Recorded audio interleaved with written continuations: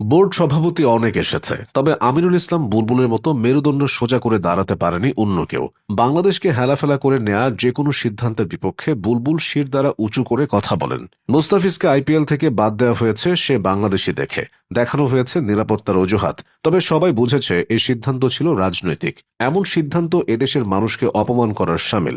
যে দেশ একজনের নিরাপত্তা নিশ্চিত করতে পারে না, তারা কিভাবে বিশ্বকাপে পুরো একটা দলকে নিরাপত্তা দিবে?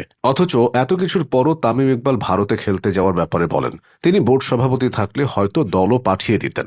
আওয়ামী লীগের সংসদ সদস্য হওয়ায় সাবেক সভাপতি নাজমুল ইসলামও এমনটাই করতেন, তা ধরে নেওয়া যায়। তবে আমিনুল ইসলাম বুলবুল সরাসরি বলে দিয়েছেন যে ভারতে টি-20 বিশ্বকাপের একটা ম্যাচও বাংলাদেশ খেলবে না। আইসিসির কাছে এ নিয়ে তিনি চিঠি পাঠিয়েছেন, তাও একবার না দুইবার।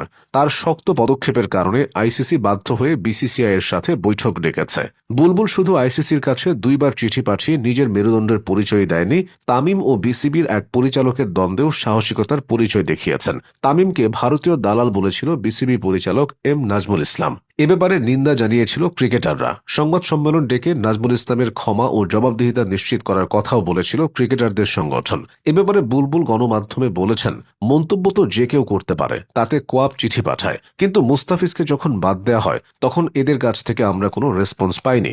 আমিনুল ইসলাম বুলবুল বোর্ড সভাপতি হওয়ার পর দেশের ক্রিকেট আমূলে বদলে গেছে তেমনটা বলার উপায় নেই। তবে অনিয়ম আর বিশৃঙ্খলা অনেকটা দূর হয়েছে, তা দিনের আলোর মতো স্পষ্ট। বুলবুল নিজেও এই অনিয়মের বিরুদ্ধে কথা বলে দায়িত্বটা নিয়েছিলেন। দিনের পর দিন দেশের ক্রিকেটে যে অনিয়ম হয়েছে তাতে খেলার মান তলানিতে পৌঁছেছে। এখান থেকে একদিনে বিরাট উন্নতি সম্ভব না, তবে ছোট ছোট জিনিসগুলো নিয়ে কাজ করতে করতে একদিন বড় সফলতা আসে। বুলবুলও সেটাই করছেন। বিশেষ করে দেশের ঘরোয়া ক্রিকেটকে ঢেলে সাজানো, বিপিএলে বিশৃঙ্খলা কমানো, দূর করার মতো শক্ত পদক্ষেপগুলো তিনি নিয়েছেন। এক বছর পর না হলেও 5-10 পর এসব পদক্ষেপের সুফল দেশের ক্রিকেট ভোগ করবে। বুলবুল হয়তো তখন থাকবেন না, তবে সমর্থকরা টের পাবে। দেশের ক্রিকেটের এক ক্রান্তিলগ্নে বাংলাদেশ ক্রিকেট বোর্ডের অভিভাবক হয়েছিলেন আমিনুল ইসলাম বুলবুল। তিনি এসে বলেছিলেন একটা টি-20 ম্যাচ খেলতে চান, নিজের সেই কথা তিনি রেখেছেন। বিসিবিতে আসার আগে ক্রিকেটের জন্য তাবৎ দুনিয়া ঘুরে বেরিয়েছেন বুলবুল। ক্রিস গেইলের মতো বুলবুলকেও বলা হয় ক্রিকেট ফেরিওয়ালা। পার্থক্যটা হলো গেইল বিশ্বজুড়ে ক্রিকেট খেলেছেন আর বুলবুল ক্রিকেটের স্বার্থে বিশ্বজুড়ে কাজ করেছেন। তিনি আইসিসির এশিয়া অঞ্চলের ডেভেলপমেন্ট ম্যানেজার হিসেবে দায়িত্ব পালন করেছেন।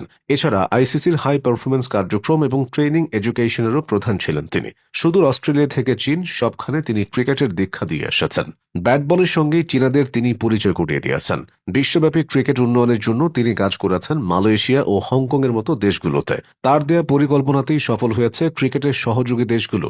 অথচ যে বুলবুল ক্রিকেট ছড়িয়ে দেওয়ার মন্ত্র শিখিয়েছেন সারা দুনিয়াকে, তাকে আগে বাংলাদেশ কাজে লাগাতে পারেনি। তিনি